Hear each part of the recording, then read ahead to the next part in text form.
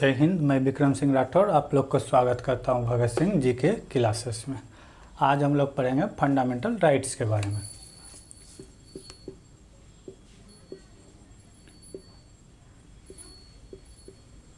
Fundamentals right, ठीक है। Fundamental rights English में कहते हैं, हिंदी में कहते हैं मूल या मौलिक अधिकार।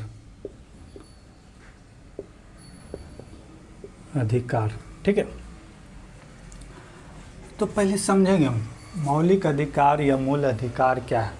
किसी भी व्यक्ति को जो भारत के हैं, भारत में उसे हर प्रकार की स्वतंत्रता दी जाए, जैसे घूमने फिरने की स्वतंत्रता, चलने का बोलने की स्वतंत्रता, कुछ भी यानी कि जो है कि किसी के दूसरे के लिए हानि ना हो, वो सारी स्वतंत्रता मिलना चाहिए।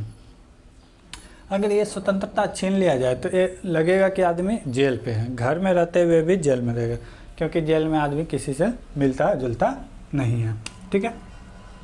अब बात आता है फंडामेंटल राइट्स को किस देश के संविधान से लिया गया है, तो यूएसए के संविधान से लिया गया है। ठीक है। अमेरिका के संविधान में फंडामेंटल राइट्स लिखित वहीं से लिया गया है।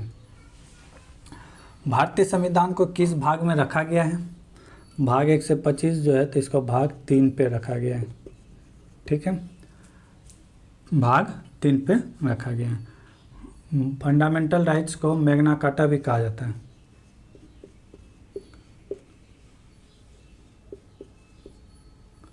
मैग्ना कार्टा भी कहा जाता है। भाग 3 को मैग्ना कार्टा भी कहा जाता है। मैग्ना कार्टा ब्रिटिश से लिया गया है, ब्रिटिश से लिया गया। ये फ्रांस भाषा है, फ्रांस की भाषा है। ठीक है, ब्रिटिश से लिया गया है। मौलिक अधिकार कभी कभी राष्ट्र के लिए भी हानिकारक हो सकता है। कैसे समझें। मान लीजिए भारत है, भारत की जनता किसी पार्टी या फिर कोई बिल या कुछ भी, जैसे विद्यार्थी द्वारा आंदोलन किया जाता है, चलो ठीक है मौलिक अधिकार है, कर रहे हो। अगर इसी समय जैसे पाक हो, चाइना हो, बांग्लादेश हो, कोई अगर भारत में हमला कर दे और उस समय यहाँ की जनता द्वारा सरकार का विरोध किया जाए, तो इस देश के लिए तो खतरा हो जाएगा, क्योंकि भारत के पास जितना सैनिक है उसे लड़ने के लिए भेजे कि भारत में अशांति को शांत करने के लिए भेजे। ठीक है, तो ऐसे सिचुएशन में भारत के लिए जो है खतरा बन जाएगा। तो इसे रोकने के लिए, ठीक है, इसी के रोकने के लिए भारतीय संविधान में प्रावधान बनाया गया है कि अगर कोई विदेशी आक्रमण के समय आप लोग अगर इस तरह करते हैं तो आपके मौलिक अधिकार को छीन लिया जाएगा, बशर्ते 20 और 21 को छोड़ के, 20 और 21 को छोड़ के बाकी जितना मौलिक अधिकार है सबको छीन लिया जाएगा। कब? जब भारत में कोई विदेशी आक्रमण, कोई अशांति हो जाए तो। कितने समय के लिए? जब तक ऐसा सिचुएशन बना रहेगा तब, हमेशा के लिए नहीं। तो इसके लिए एक शब्द प्रयोग होता है निलंबित। ठीक है, कि निलंबित किया जा सकता है। निलंबित का मतलब होता है थोड़े समय के लिए।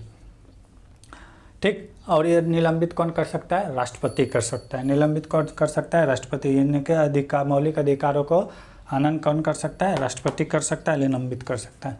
अब बात आता है कि अगर आपके मौलिक अधिकार के कारण किसी के मौलिक अधिकार को हानि पहुंचता है या उसके जीवन शैली में प्रभाव पड़ता है, तो ऐसे मौलिक अधिकार को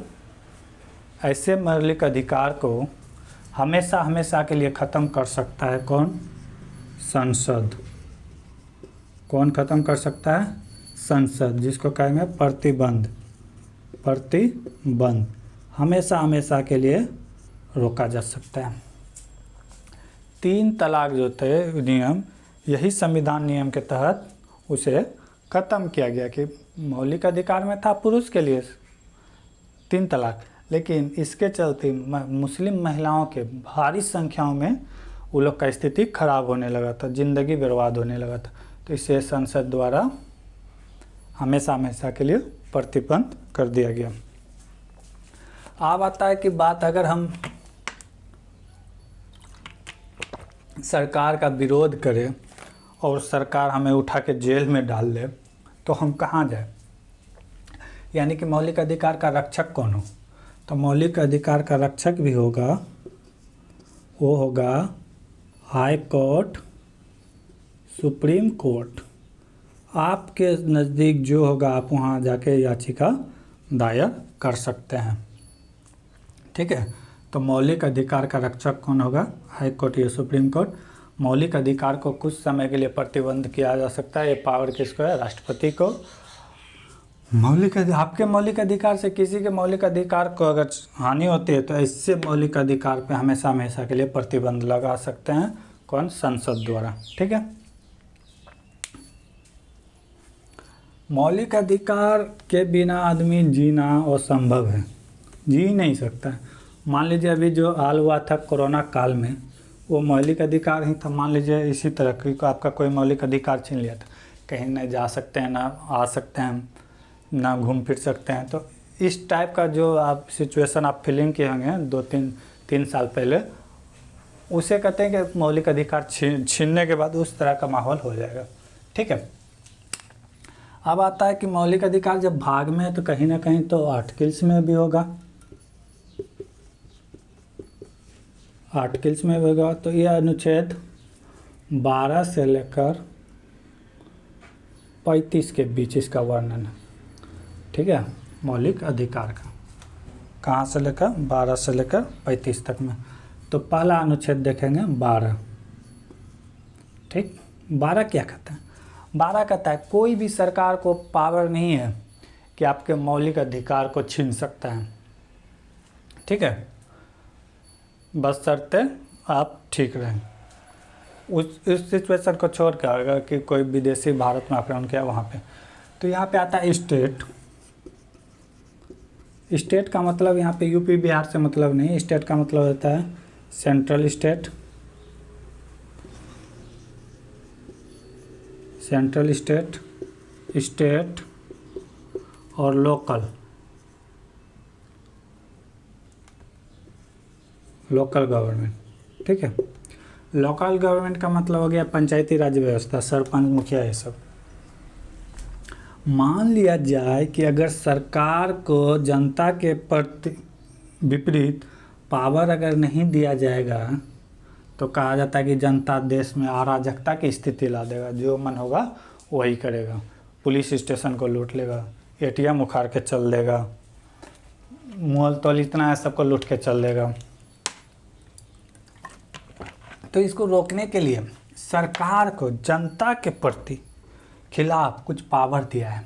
सेंट्रल स्टेट में यानी कि केंद्र पे सेंट्रल करेगा, स्टेट में राज्य करेगा, और लोकल यानी कि गांव पंचायत में वहाँ के जो मुखिया सरपंच है वो फैसला करेंगे। जैसे मान लीजिए ये रोड है, कोई अपना उसका ज़मीनी यहाँ पे था, ठीक, वो अपना घर बना रहा है रोड पे चढ़ा के, तो यहाँ तो सेंट्रल आएगी नहीं देखने के लिए।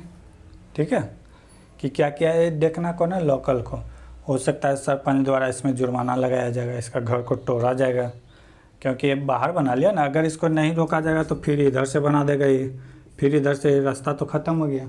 ठीक है, तो यही सब मनमानी रोकने के लिए एक कानून बनाता है स्टेट, कि अगर कोई इस तरह का करता है तो उसके ऊपर कार्रवाई होगा।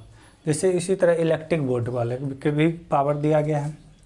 मान लीजिए ये इलेक्ट्रिक तार है,